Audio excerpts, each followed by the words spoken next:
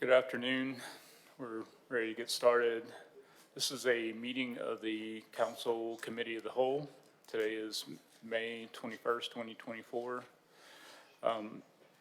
First up on our agenda is consideration of the minutes from the March 19th, 2024 meeting and April 16th, 2024 meeting. I move for approval. All right, all in favor say aye. Aye. Aye. Those minutes are approved. Next up, our council administrator's report is going to be given today by Deputy Director Jeff McDaniels. Mr. McDaniels. President O'Quinn, members of the council, before you, you have the itemized list of items, but in my report, I'll give the details for each. As it relates to the departmental budget, as we continue to work with the administration to facilitate the end-of-year transactions, we are anticipating an ending departmental account balance of approximately $200,000, and we would like to enlist the council's support towards transferring the ending account balance to our capital projects account. Specifically, the capital projects account is where the funding will reside to accommodate our ongoing improvements within the council chambers, conference room A, and the ante room. In addition, we're exploring the removal of the file cabinets and the workspace just north of conference room A to provide some seating for central and district office staff. The G. Courtney French broadcasting agreement for an amount not to exceed $25,000 will be before the the Budget and Finance Committee on May 28th and the City Council on June 4th. District budgets. Councilors, there's not much that we can say about each respective transaction, if any, that we can share that would be considered new information to you. However, there are 2 points we would like to make at this time. One, some of your district account balances that you envision being transferred to your capital projects account. We are preparing to request all applicable transfers during the June 10th Budget and Finance Committee meeting. Mr. Jackson. Number 2, there are at least 2 counselors who may be a little behind on programming their ARPA funding. Please be reminded that the funding obligation deadline is December 31st, 2024, and the expenditure deadline is December 31st, 2026. The point of contact is Chris Hatcher, of course, and I believe that he has circulated a communication seeking additional face time with some of you. As it relates to job descriptions, staff, office, and concerns, I think President O'Quinn asked Mrs. Kidd to provide counselors with job descriptions. So before you, counselors, you should have a memorandum from Mrs. Kidd in addition to each job description for each central staff employee. Departmental concerns. We have an interior designer who is working with us to complete the soft renovations within the council chambers.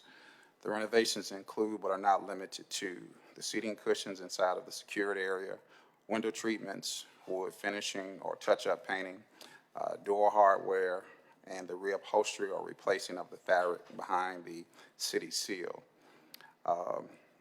As quotes and or new information about this respective vendor is received, that information will be shared with the council's leadership. I do want to say I believe you should have at least 1 quote before you for window treatments. Let's see. I'm sorry to interrupt you, Mr. McDaniels. Sure. Where are we putting window treatments? in these windows over here.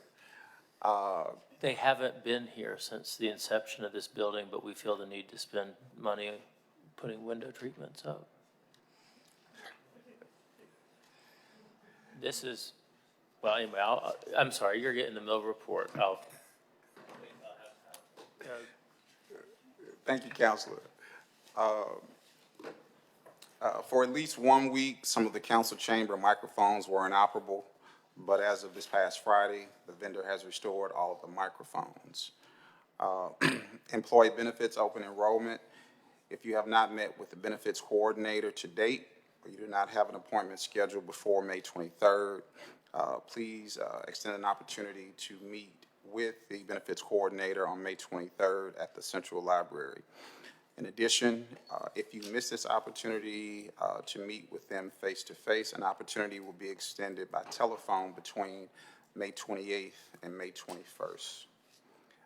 Constituent complaints and concerns, we have none noted for the record.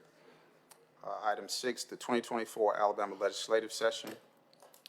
For the 2024 regular legislative session, 495 bills were introduced in the House, 349 in the Senate. To date, Governor Ivey has signed 340 bills. There are an additional 118, and those bills will probably become acts without her signature. There is a list of all bills that have been enacted by the legislature available at the Secretary of State's website. It was not in a format that we could readily provide it to you for summary, but we did extract some bills that we thought would either have your interest and or be of some use to you. One that you may or may not have been aware of, Act number 2024-194. You have that act in front of you. It was sponsored by Senator Wagner. Effective January 1st, 2025, all elected mayors and members of governing bodies will be required to enroll in 10 credit hours of training and development. The full intent of the bill, again, is before you at your seat at the dais. Another one, the one we most commonly refer to as Senate Bill 9, is now Act 2024-246, sponsored by Senator Coleman Madison. That allows Birmingham, in essence, to enforce state regulations on unpaid liens and to recover those fines as necessary.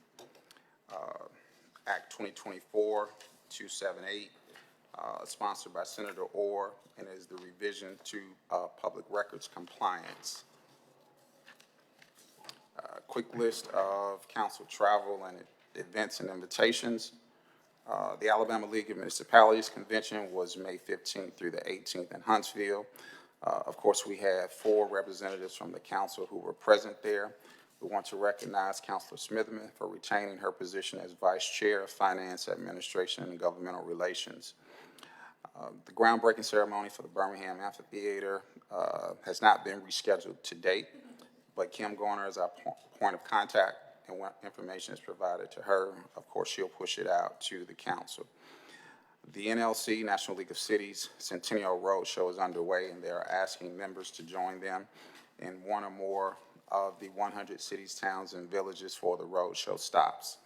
The closest stop to us, or stops, I should say, to us, will be on June 1st in the city of Wetumpka.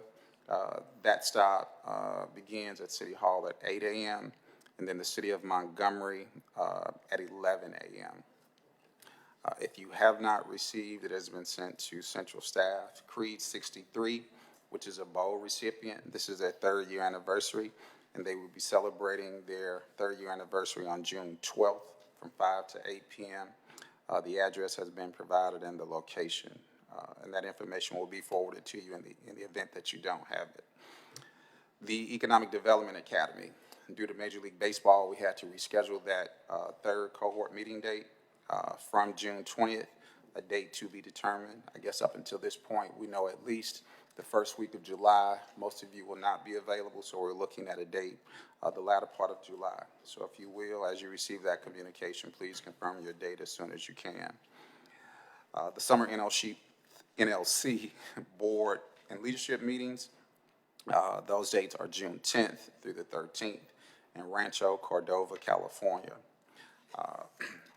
If our 4 counselors have been slow to submit their travel, please do so as soon as possible. Please be reminded that attendance and participation is one of several conditions for your service during your term on the board or on an advocacy committee. Again, this is a repeat from last month, but the Business Council of Alabama's 2024 Governmental Affairs Conference is scheduled for August 9th through the 11th in Point Clear. Lodging is still available for those who are interested in registering and attending at this time. Mr. President, that concludes the administrator's report. Are there any questions? Council Williams? Thank you, Mr. President. So, starting at the beginning of the report, Mr. McDaniels, I see that we have an administrative assistant position open. Who would that person report to?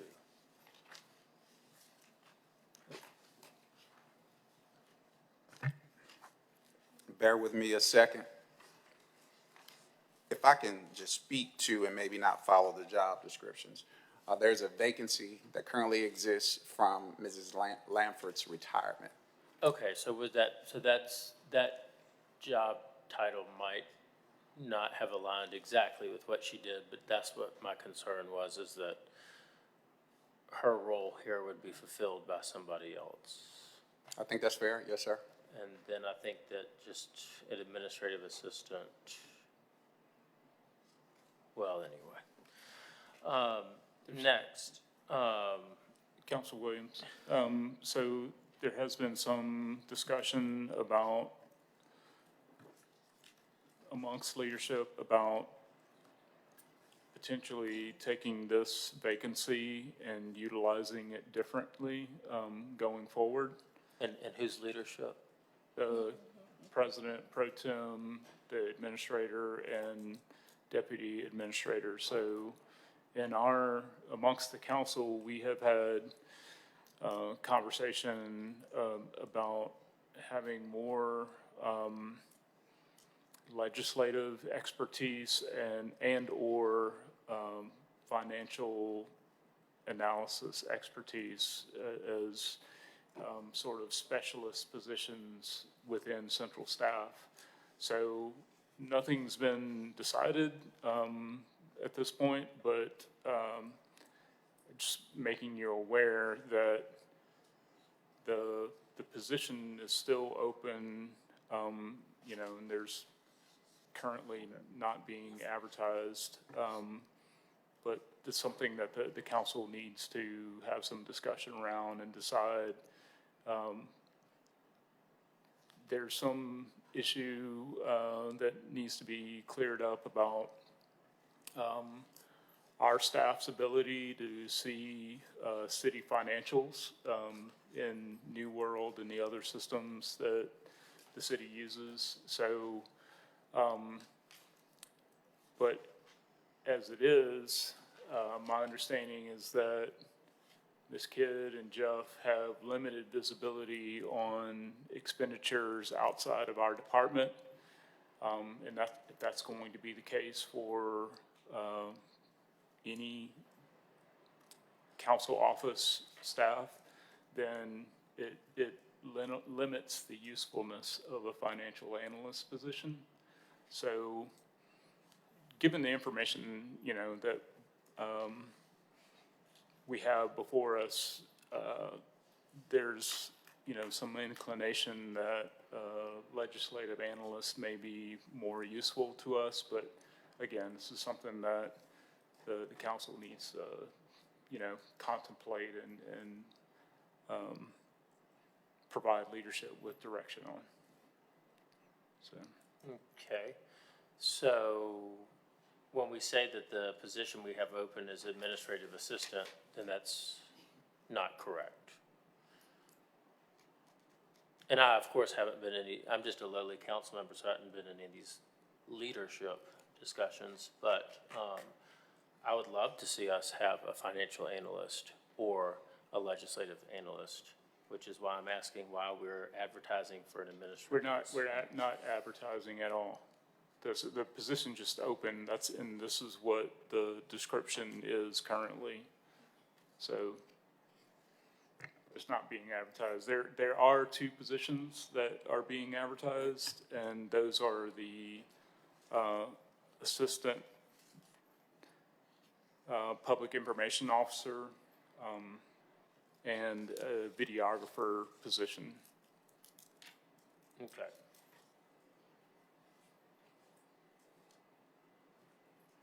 Those two are actively being advertised.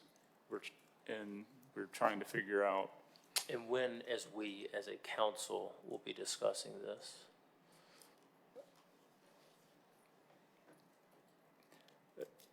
Usually, so in our structure sessions, I mean, we can, have it in whatever context the council wants, it can be in the committee of the whole, but it's also something that we could handle in our structure sessions. It's not, an item that needs to come before the council in an agenda, and, I be agree. voted on, so, it's an internal discussion.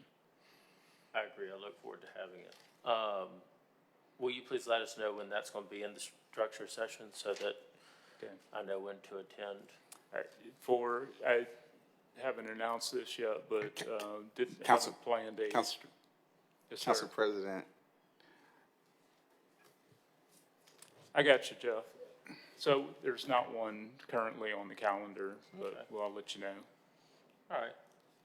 And then this, moving of the $200,000 to finish, I guess, or further decorate this room.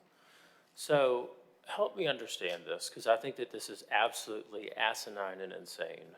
How much money, Mr. McDaniels, did we spend to, I guess, put new ceiling tiles and chairs into this room? Let me rephrase that. How much was the renovation of the chambers? In round numbers. Councilor Williams, the renovations to include the replacement of the audio equipment was probably decades removed. Our challenges were complicated by years of layering temporary fixes to permanent solutions that the council needed, specifically about its ability to have quality videos, quality audio, et cetera. So as it relates to this room being handicap accessible and having some of the modern tools that people like to see when they walk into rooms, by the time we actually moved towards the renovations, we were at $400,000. $400,000. And I do see the handicap accessibility, as you see the seat next to Mr. Sullivan is no longer there, which is great. So just, But Councilor Williams, 400,000, no, so I want to understand why we would spend an additional 200. I cannot believe the idea of us spending this much money and then talking about putting drapes up or curtains or whatever we call it at the taxpayer's expense. so just for point of clarification, this is a suggestion from council administration. This has not been something that, the council has approved, moving this money, for this purpose. So- Yeah, understood. I mean, obviously, this is one of those leadership conversations, but I would like to voice my strong opposition of continuously. I can't believe that we didn't get this done with $400,000. I don't get, we slapped some paint around. We got new AV equipment, which is expensive, actually. But new drapes in here and continuing to spend that $200,000, it seems like that should be a capital project that we talk about with the budget surplus, quite frankly, and not the small budget that the city council receives. But that's just my opinion. Councilor Woods? Yeah, I just want to add a little context to the chamber renovations. Kind of during that period, I was over Public Information Committee, and a large driver of that project was the lighting. Had to be replaced, all of your audio, as well as your video. We stream basically live on social media, but we provide that video to some other sources. And kind of once we moved over to Boutwell, that equipment in the weeks kind of preceding that had stopped working, so we weren't able to really stream. And I needed to upgrade, but yeah, the lion's share of that cost was electronics, audio, video, your sound, your video. Did the chairs, ceiling tiles, and then there was some conversation where we left off kind of before I handed it off. But the conference room A, kind of upgrading that the same way, so we have that same capability. But I'd be okay if we didn't do window treatments, but probably be happy if we did them, so either way. What color are they gonna be first, so? I actually have a question about the window treatments too. So this is actually the first time that I've seen this invoice. This looks like just a quote for the equipment. And doesn't include installation. Is that correct? And how would this work with I mean, you may not know, but this is just a question. How would this work? I mean, are these shades that would be installed on the interior of the windows? Because there's obviously already blinds that are built into the windows. So it would be another layer on, yeah, okay. So, Mr. President, I would maybe like to, forego being able to answer the document that is in front of you and at least pick up where Mrs. Kidd left off in the exchange yesterday. I think she expressed maybe some level of difficulty of receiving information and timely information from the interior designer. But from a standpoint of what I know that has been discussed, the original idea that was discussed was window wraps, which would be less expensive and require less maintenance. I'm not for sure what happened originally to the window wraps, but it would be less invasive, less costly. But I don't know if it's because of the partners she was working with or the rarity of people in that space, maybe whom she had reached out to. But there was some initial conversation around that. So the new proposal is, I guess, the shift from what was discussed originally, and those were window wraps. And that's sort of like, marketing cards for businesses that you see with a wrap. Our windows would have something that was civil and in good taste. I think there are some other municipalities who have wraps that they use. So it wasn't something that we were going to just be an anomaly in that space, but we were going to do some things that parallel what some other cities had done with their renovations. But I can't speak to what happened to it. Okay. So this $20,000 quote is not for the wraps. This is for curtains. And seat cushions. Wait, the seat cushions, that, in the first administrative report that we got, the report stated that seat cushions had been ordered. Yeah, I think that maybe the reference to seat cushions being ordered was a temporary solution that was provided by the administration. Right. And those are the cushions that are there now, but they're not the fitted cushions that were originally there.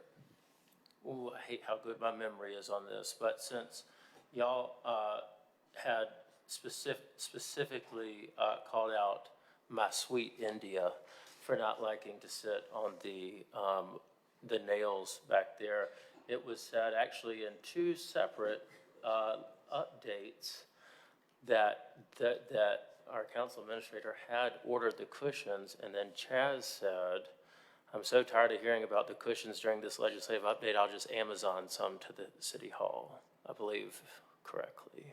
Yeah, so now we're ordering that with this invoice? I think this is a quote, not an invoice, right? I'm just confused because of the two first updates that stated that they had been ordered, but anyway. Okay. Councilor Abbott.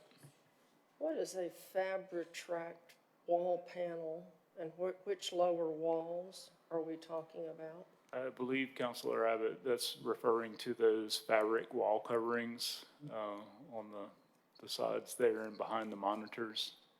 What's wrong with the ones we have?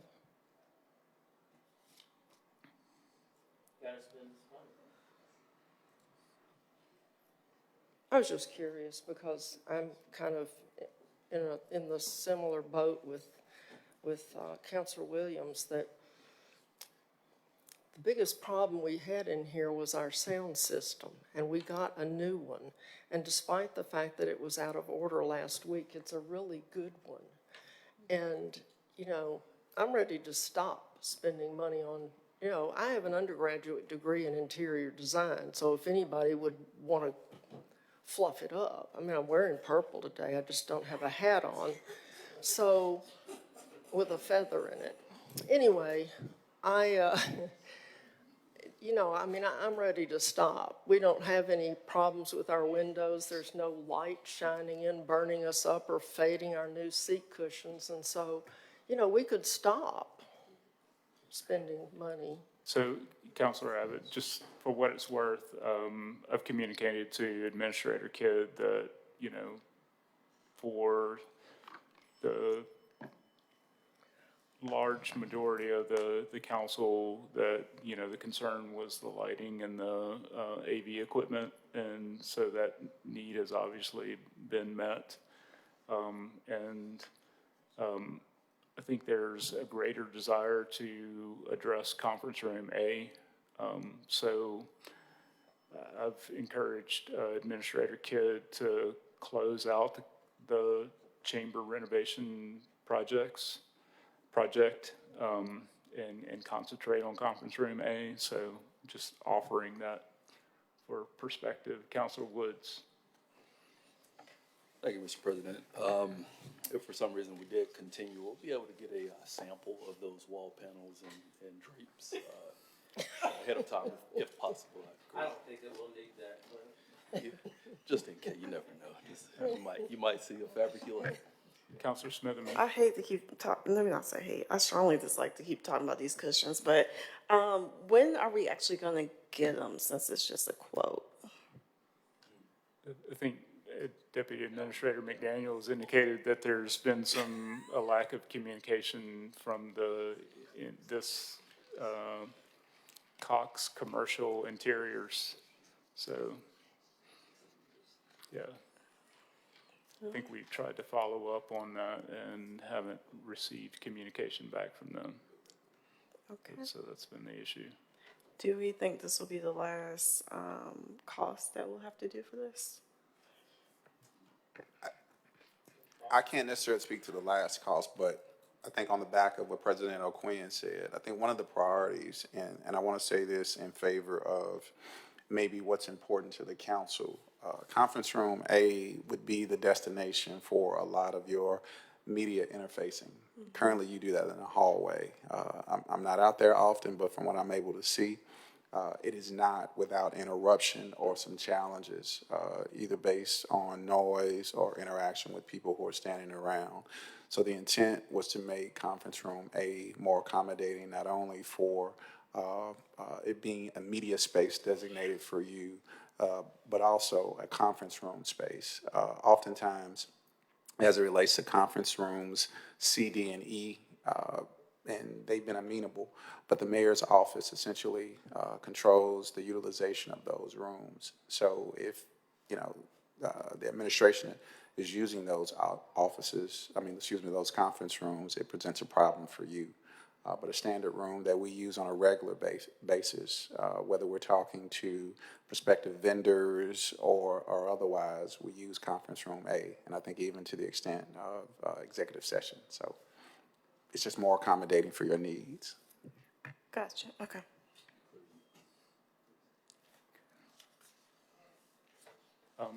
One other issue in the report I wanted to follow up on is, as Mr. McDaniels mentioned, the NLC Board and Leadership Summer Meeting is the week of June 10th through the 13th. Myself, Pro Tem Alexander, Councilor Smitherman, and Councilor Tate are all in leadership positions with NLC, so technically that leaves 5 counselors that would still potentially be available that week. if your schedule allows, you could, what I'm saying is, there could potentially still be a council meeting that week if there's a quorum available to attend, but there will potentially be 4 of us out of town that week. So, just want to bring that to your attention. Question, Mr. President. Yes, sir. In situations such as that, who would, I guess, The council would have to designate who would preside over the meeting. gotcha. Usually go to the oldest. Gotcha. Most senior.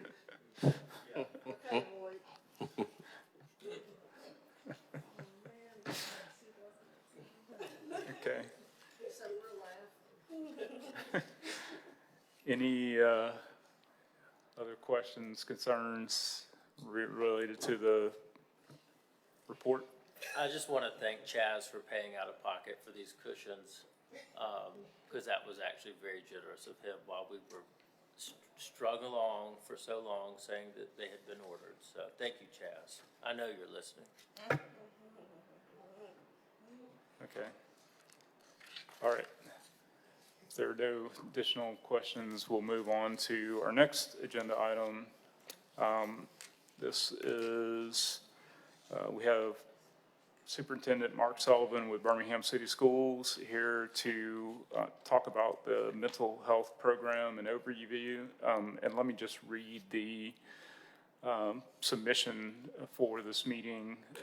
A resolution pursuant to subsection 11-40-1 and subsection 1611-9.1 Codes of Alabama, 1975, authorizing the mayor to execute and deliver an agreement with the Birmingham Board of Education in an amount not to exceed $885,000 to provide the following goods and services for the benefit of students at the Birmingham City Schools. The board will provide assistance to create Birmingham City School System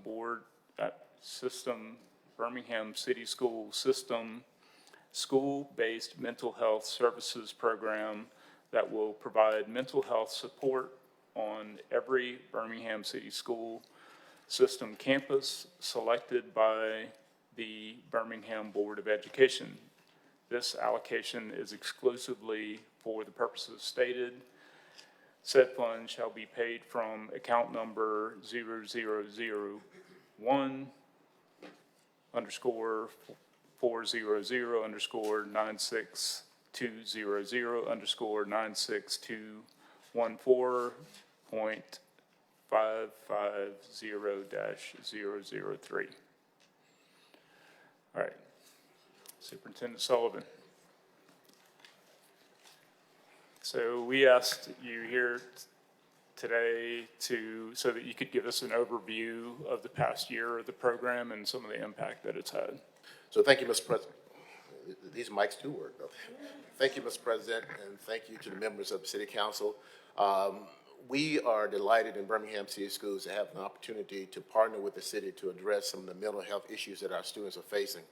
You know, oftentimes when people talk about mental health issues, they think that they're talking about a student who may be throwing chairs across the room, but that's not what we're seeing. What we're seeing is kids who have anxiety, who have self-harming behaviors, suicidal ideations.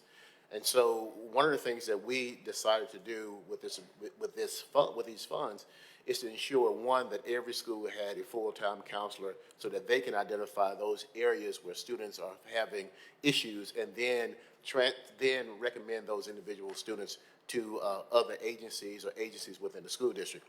So I have with me our CSFO, who is Mrs. Glover, to talk about how the funds were being used. I also have with us our counseling supervisor, which is Dr. Lewis, to talk about how counselors play a role in that. And then I have our interim student support director, Dr. Bigham, to talk about the impact that has had on individual students. So with that said, I'm going to turn it over to Mrs. Glover, she's Dr. Lewis, I'm sorry, to talk about counseling. Dr. Lewis.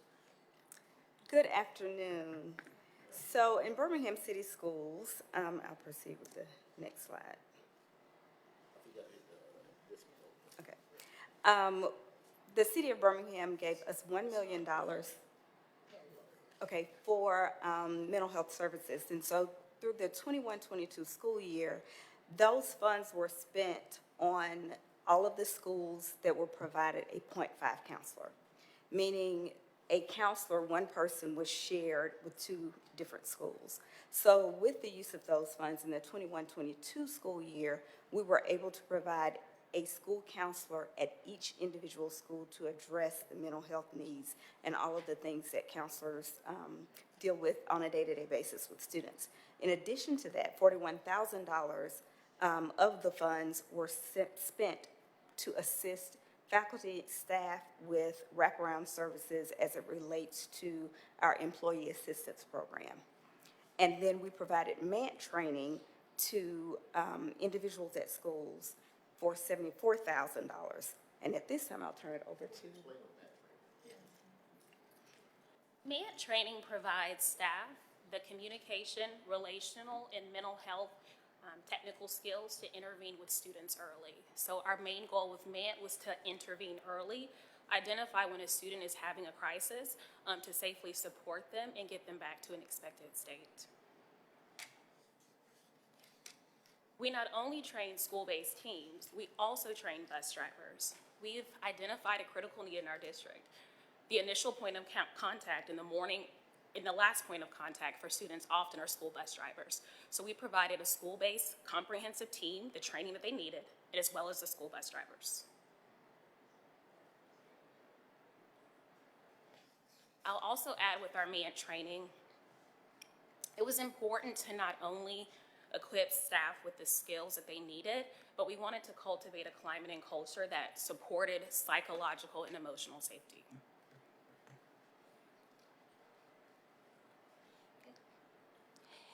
As it relates to the funding for Birmingham City Schools, the appropriation was very necessary and helpful because based on the funding that the state of Alabama provides for our counselors, when we receive a count of 249 or below as it relates to the number of students, the funding from the state is only 0.5. So the other 0.5 is given from the appropriation from the city of Birmingham that has allowed us to not only have just that half a unit, we didn't have to split those units between different schools. So the other 0.5 was the funding that we received from the appropriation, allowing every school to have a full FTE for that counselor. The amount of 500 or more was the amount that is given from the state of Alabama that gave a full unit. So as it related to elementary or the middle school, based on that range, they only earned 0.50.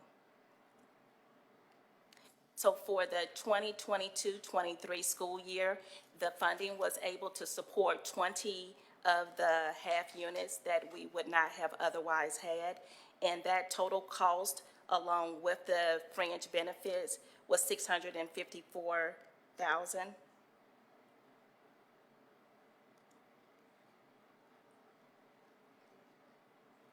Along with instructional supplies of $39,172. The MANT training, as Dr. Bigham had already explained, including bus drivers, was $54,604. The grand total was a little over $1 million at $1,011,703. Now, this is just a projection for the upcoming year. Usually by now we know how much we've earned as it relates to the number of students based on the funding that the state provides. So for this upcoming year, instead of the 20.5, we'll actually have 21 units.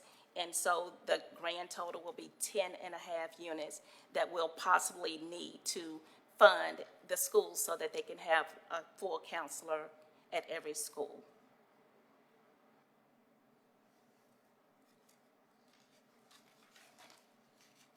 So we use an aligned method for multi-tiered systems of supports for all of our students. And if you look under the umbrella, you see many of the programs that we use to assist our students socially, emotionally, and academically. We use Rethink Ed, which is for social emotional support.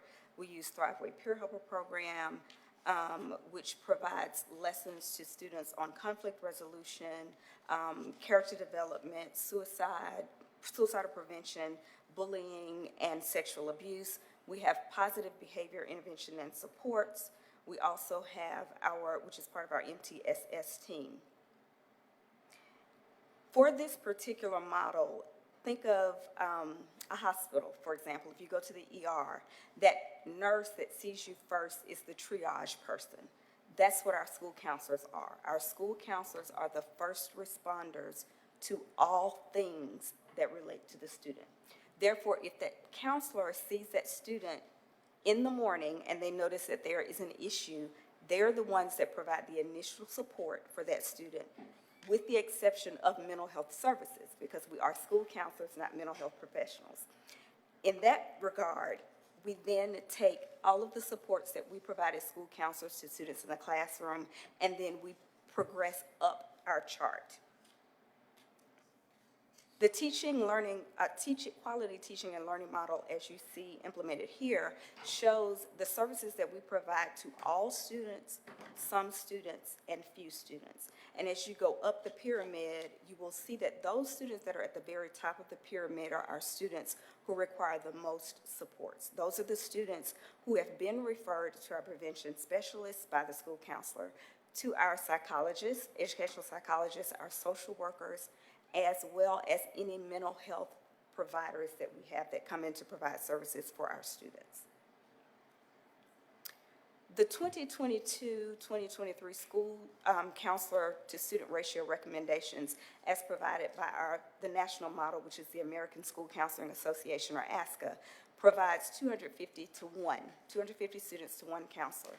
The national average is 385 to 1, and then our state average is 389 to 1.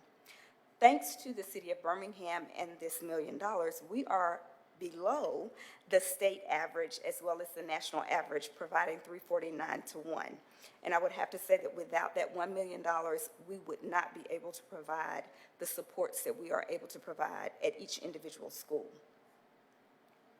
The school counselors provide a systematic program K through 12, guidance curriculum to all students that includes large group counseling sessions, small group counseling sessions, whether that's grief, divorce, or anything that counselors or teachers see that students are experiencing, as well as providing responsive services to students and parents and additional supports. The number of suicide risk assessments that we have had submitted this year has decreased, in large because of the implementation of our Rethink Ed curriculum, as well as our Thriveway Peer Helper curriculum. The year 22-23, we had 93 suicide risk assessments submitted by school counselors, and those are assessments that the counselor sits down with the student. If they present as suicidal or they say anything that they want to harm themselves, there's a risk assessment that the school counselors are required to do with those students. They have a conversation with the parents about that. Some students are then referred to seek PERC, to go to PERC for additional support. And then those risk assessments are submitted to myself, Dr. Bigham, and our mental health coordinator for the district for us to assess to see which students need additional supports. When this was submitted, there were 63 for this school year, and as of this point, as of yesterday, we are now at 78 for the number of suicide risk assessments for students. Our crisis response team, as you can imagine and you're aware, that we have several students who are impacted due to the violence in our community. During the year of 22-23, we had 17 student deaths. Myself, along with Dr. Bigham, helped comprise a team that goes to those schools to provide support for the students, emotional support and grief counseling for those students who are experiencing any type of anxiety or any emotion from the loss. 23-24 school year, we had 7 students and 2 faculty members, and just last week, we had a team to go out to one of our elementary schools to meet with a 3rd grade class from one of our 8-year-olds that was shot on Mother's Day. So we had a team to go to to that school 2 days to provide support. So it's not always a death of a student that we provide a team, and that team consists of several of the school counselors, myself, Dr. Bigham, the mental health coordinator, prevention specialist, social workers, but it consists of the school counselors who then come in to help triage and help those students. From that crisis response, we triage each student, and then we decide based on the needs of each individual student if there's additional follow-up required for each student to seek additional supports. Dr. Lewis has already outlined the makeup of our social emotional learning department. We are a small team of mental health clinicians. We know that therapy 1 time a week is not a magic pill. Any type of mental illness is with you every day. We want to make sure in our department that we're providing those comprehensive services, but we rely heavily upon school counselors who are with students every single day. The school counselors triage, identify those students, and they make referrals to our office. If we identify that a student needs a more intensive level of support, we do partner with our mental health agencies. Our numbers have changed. Right now, we are at 200 referrals to our SEL office. We've also made 115 referrals for mental health therapy. When we look at the reasons for referrals, I think it's really important to talk about those adverse childhood experiences.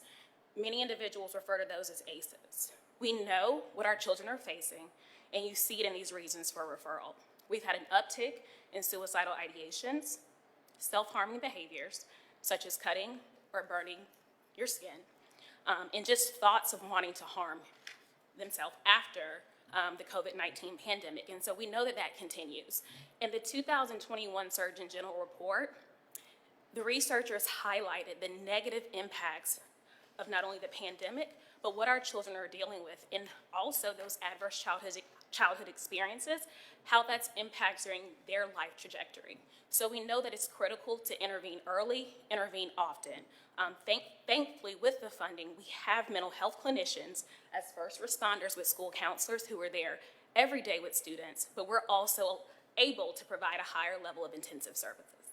Thank you. All right, Counselor Smitherman?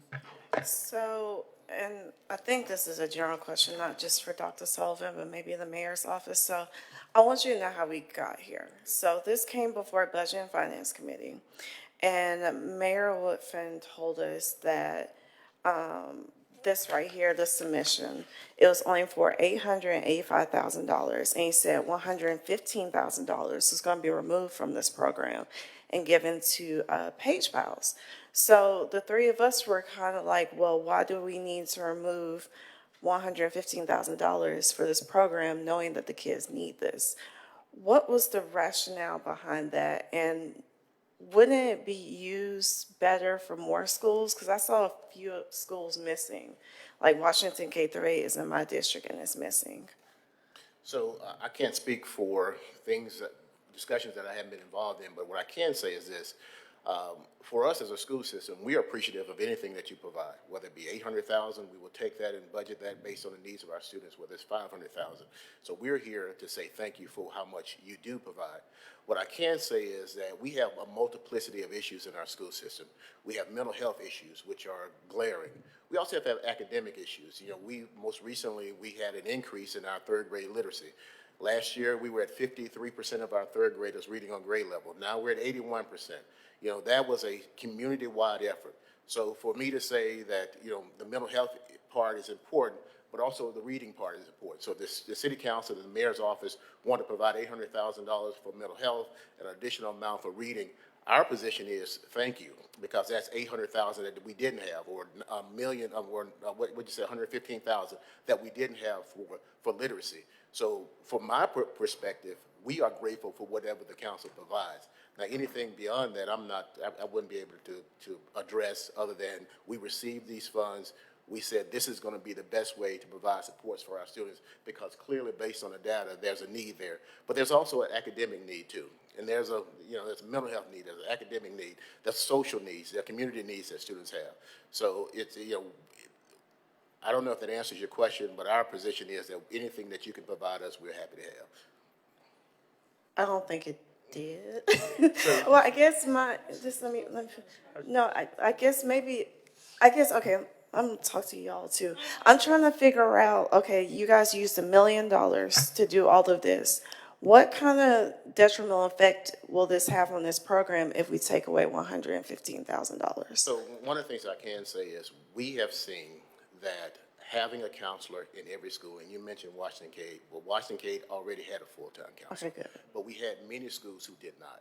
And when we received the $1 million, we thought, what is going to give us the biggest bang for the buck and spread a wide net to catch as many students who may be having mental health issues? And what we said was the school counselor. The school counselor is that first line of defense.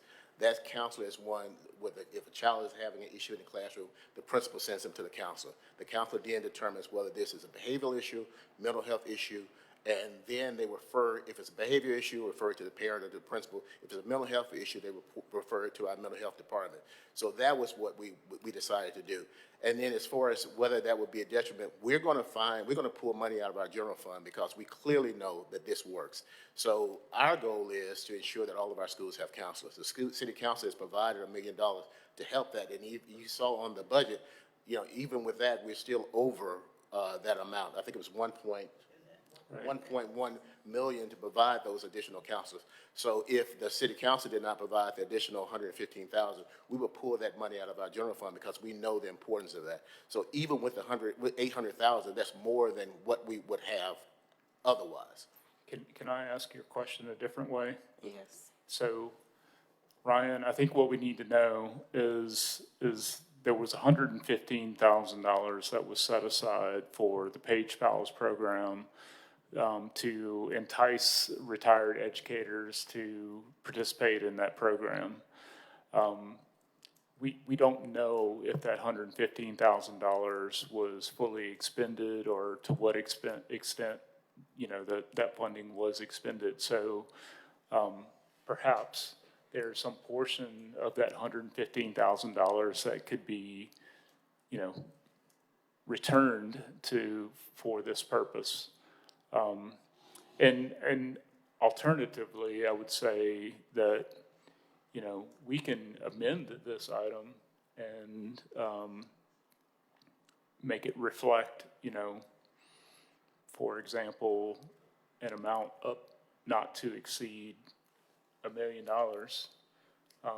so that whatever remaining balance of that 115,000 could potentially go back towards this purpose. No, I don't want to move any money.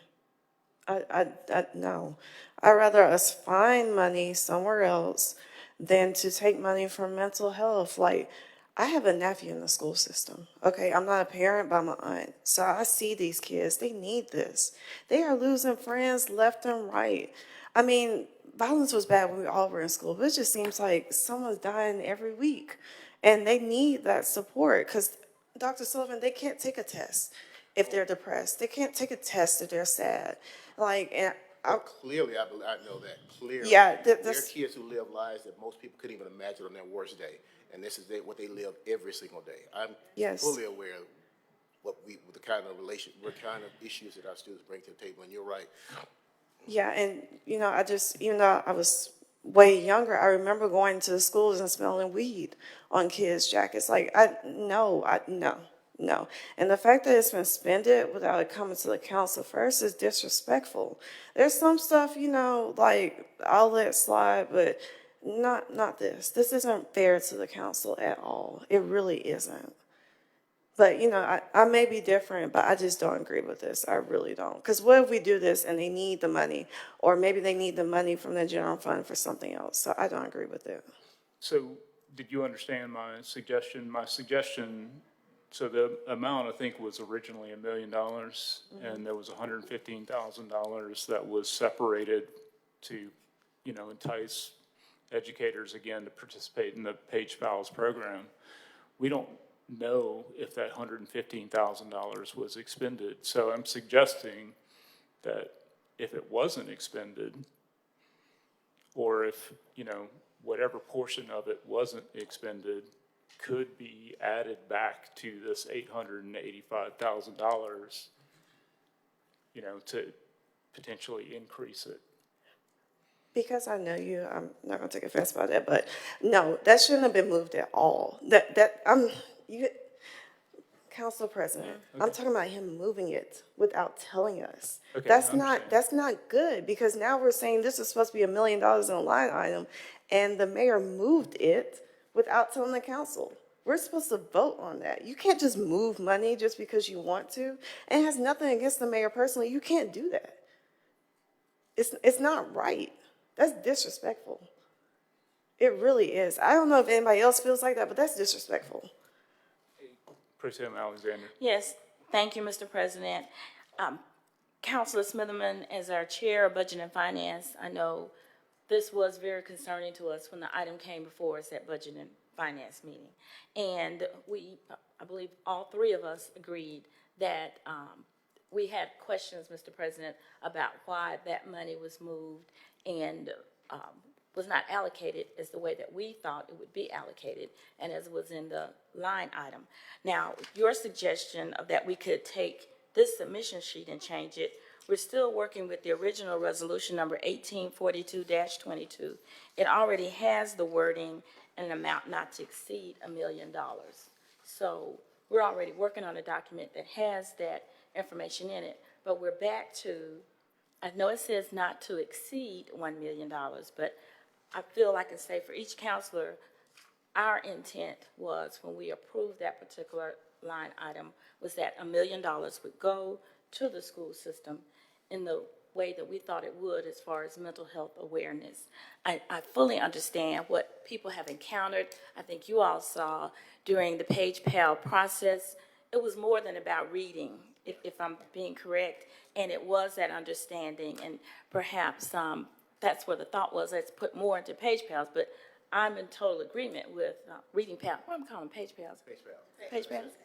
And, but I feel that we were strongly within our Budget and Finance meeting, just a question of this. And so our questions, I feel, should be directed back to administration, because they're getting the money that you're accepting and you're very grateful to have, but we are here to say that we would like to see that original, or just trying to get information. So for me, what you provided for us this afternoon is you have given us a good idea of what those dollars, the usefulness of those dollars, and how important they are.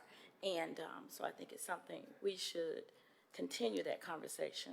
Do you all agree or disagree? Is that what you're thinking, Madam Chair? Yes, Madam Pro Tem, and it wasn't for y'all, and thank you for coming for this update, because I know I have personally been wondering how it was going, right? And I'm really excited to see all of this now, because I think that's great. You sent a support team for the third graders when they lost a classmate, because otherwise they just kind of tell the kids, just, you know, we acknowledge that you lost a classmate and that's it. And congratulations on the reading scores, because that's huge. That really is. So thank you. Councilor Abbott. Yeah, first of all, thank you for the presentation. I appreciate knowing what's going on, you know, because a lot of times we don't. But, you know, one of the things I thought with this money that went to Page Pals,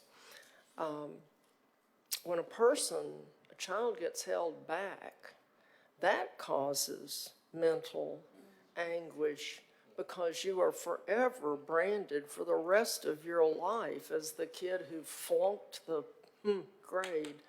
And that's, I mean, I know people that are adults that are still disturbed by that happening to them, you know, because they didn't, in some cases, didn't understand why. They thought they were going to be okay, and they weren't. So, but I do agree that the money shouldn't be moved without the council's knowledge, and that doesn't have anything to do with y'all. That kind of has something to do with us.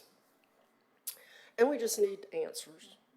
You know, we have plenty of money to do all kinds of funky things, and we should be able to do serious things too with the funding that we have. I mean, we routinely have a surplus, and so if we routinely have a surplus, we could actually use it for something serious that affects our residents. You know, I'm all about the residents. I may have lots of other faults like being nitpicky about words, but by golly, the residents are the ones that deserve our attention, not just for entertainment, but for serious things. So we just need to find out how this happened and then undo it and then fix it. And everybody will go off singing a happy tune. Pro Tem Alexander. I know we're continuing to talk about the money, and I think we've all agreed some of that question needs to, well, that question needs to go to administration. I do want to ask about the deployment and the use of different things in your mental health toolbox. I was under the understanding that we also were, or either you all had funding or we were providing funding within this package. What is your use of social workers, or is this still the counselor, or how are they deployed in the school system, or are they? Yes, you want to talk about social workers and Yes. mental health supports? So in the SEL department, we have prevention specialists. They are licensed counselors or they're licensed social workers. We also now have licensed social workers, and we have school psychologists. So we are receiving our referrals from school counselors, and we go in and provide those weekly individual therapeutic sessions for students. If the need arises, if there's a more intense need, we do refer out to our mental health agencies. Okay. So we couldn't say that there isn't a social worker in every school. No, we are a very small team, and so that's why we rely on the school counselors for the daily support. Okay. That's why it was important to have one in every school. Before this $1 million, we had school counselors that would only be at the school for 2 days a week, and another school 2 days a week. Well, the days that this counselor's not there, kids are still having issues. Well, I am glad that you have made that commitment, because I know when I served on the school board, it was that case. Often you'd have traveling school counselors, or you'd have a half here and a half there. So, Thanks to you guys, we don't have to. thank you. Very happy to hear that. Question about the referral. So,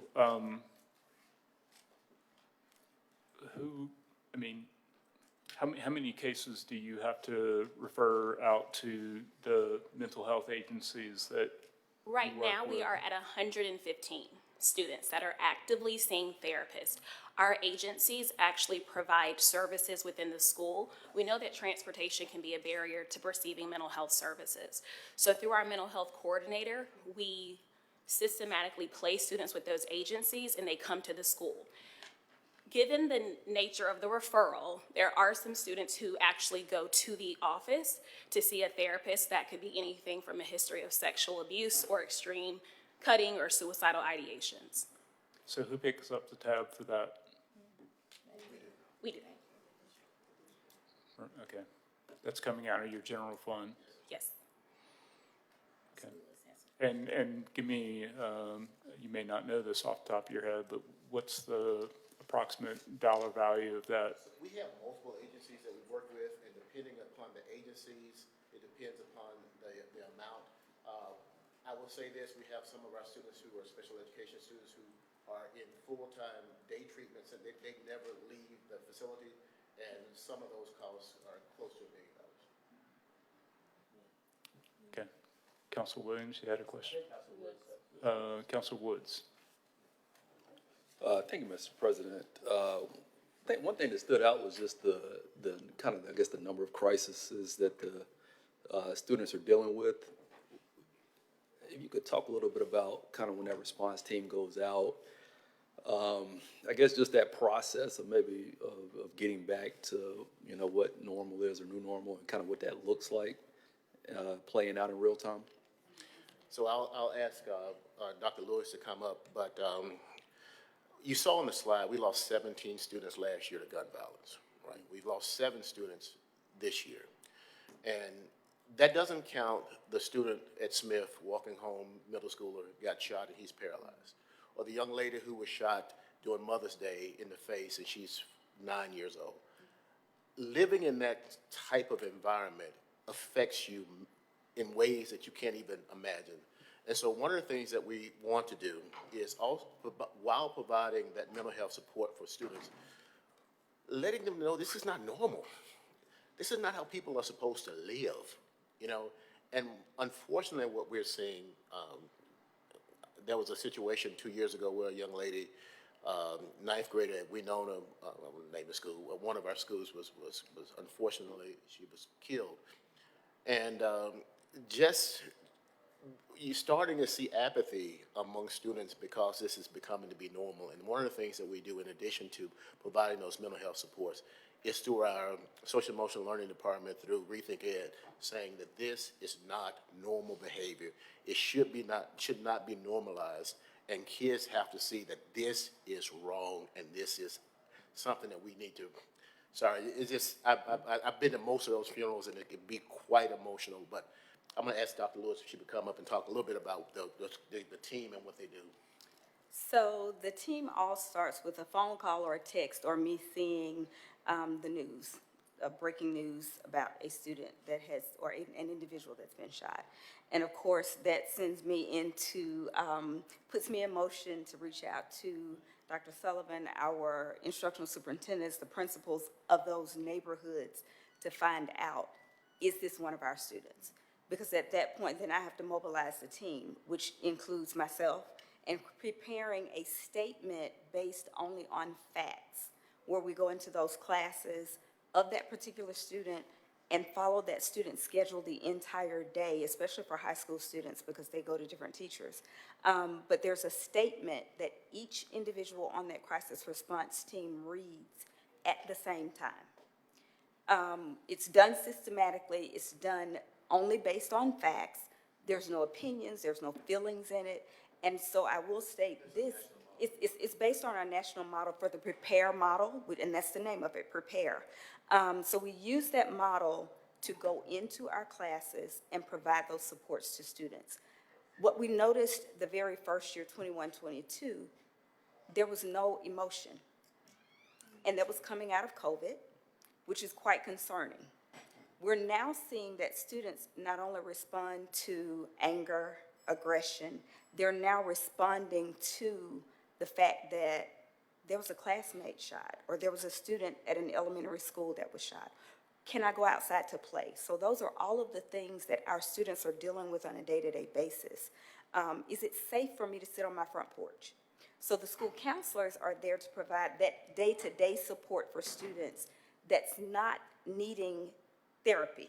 Because, again, we are school counselors, we are not therapists. We leave that to our SEL department to handle. So once that team is mobilized, and it always consists of a team lead or two, depending on how many schools are impacted. We have had up to 2 teams mobilized in 2 different locations on some days, based on the events that happen. But that team consists of the team lead, a prevention specialist or 2 or 3, a social worker, and up to 7 or 8 counselors. And the counselors or that team reports to that individual site that morning. They don't go to their school first. They go to that particular site because we all know if we go to school, we get stuck and we can't leave. And our most important thing is providing support for those students on that day when they enter the classroom to be able to answer any questions or any concerns that they have. And also, we provide support for the families because the counselor, there's a victims relief. Alabama Crime Victims. Parents are not able to bear the children, so there's a. Alabama Crime Victims compensation application is given to each of our parents who lose a student due to gun violence. The school counselor sits down with that parent to help them complete that form. There are lots of layers that go with that, but the school counselor provides supports for the parents as they're navigating through a very difficult time of not being able to think really about what needs to happen. And then at that point, they give that information to the funeral home and they proceed from there. No, I really appreciate y'all including that. I think, I kind of can feel the passion from the Budget and Finance Committee, because I think, it's kind of one of those community things. Like if we can't get the young people launched, out of school whole, then it's kind of, you're setting it up for a difficult challenge, road ahead, and that's going to, those issues stay in the community. And so it's almost, where are the areas we can invest early to see it, because we're dealing with a short-term issue, but we're also we got to play the long game as well. And so I appreciate y'all really including that, putting that on the forefront so that, you know, we can see that and see what's impactful as we work to kind of get into a situation where we're not dealing with so many crises, where you're not having to respond as frequently. And so, no, I appreciate that, but it's just kind of one of those holistic things where we got a role to play, y'all have a role to play, other partners have a role to play, and it's just identifying, you know, what action is needed and then how much it costs and just figuring out how to marry those two up. So, thank you. Did you have another question, Council Williams? More of a comment, really. You know, I wish that we lived in a world where your jobs were not necessary. Obviously, that's not the case. We live here in reality. And I just wanted to, you know, thank you guys for what y'all do, from Dr. Sullivan to obviously your team that deals with,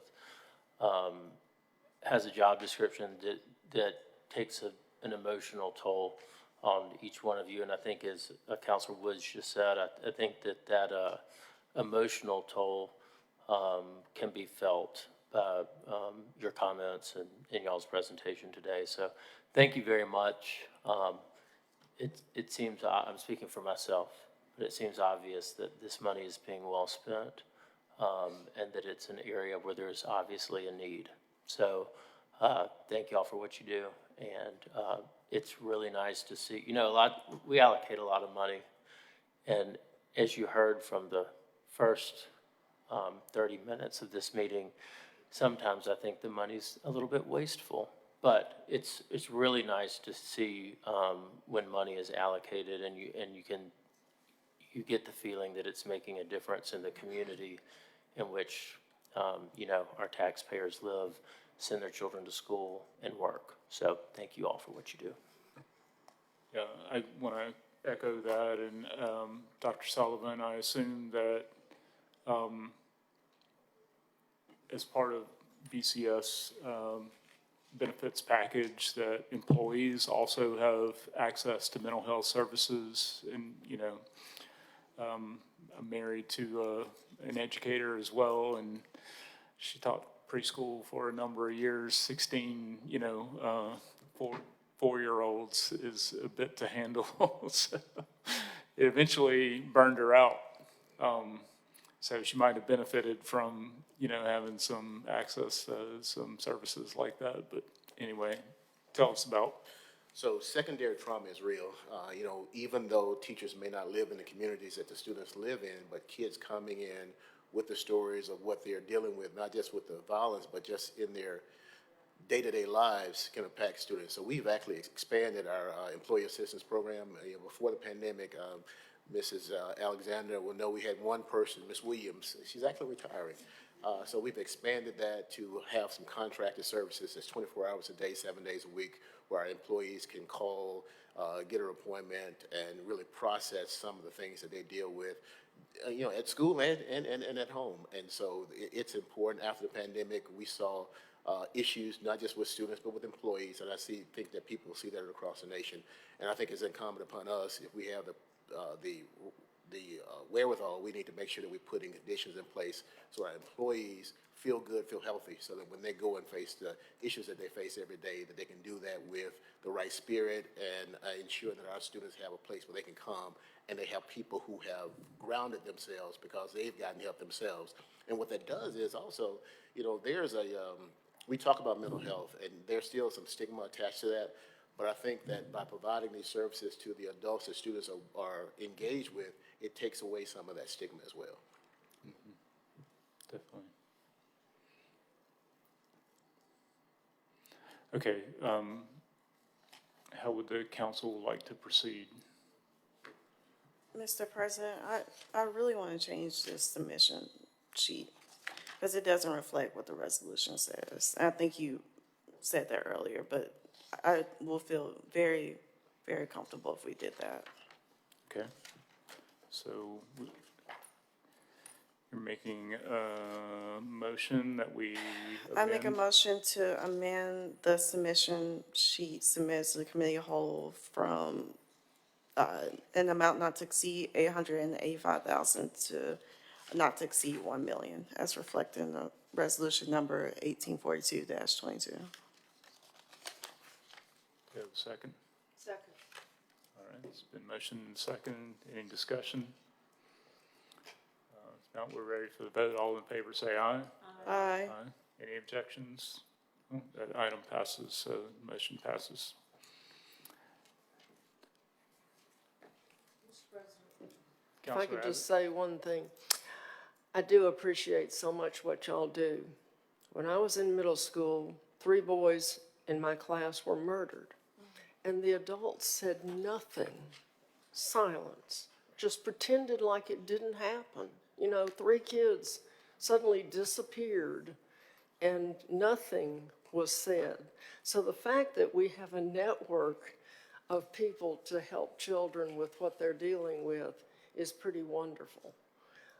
And I commend you, because I know it's got to be tough. It's got to be tough. But thank you for being here today. You've provided us with some good news, some heartening news, so thank you. Thanks. Okay, so counselors, we've amended the item now.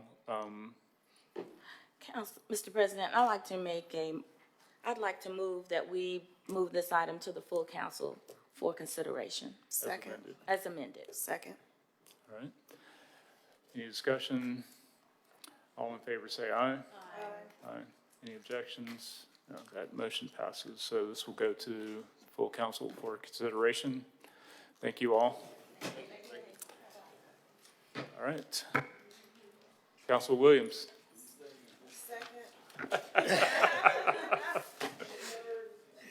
Motion to have Valerie relook at the curtains. Meeting adjourned. Thank you.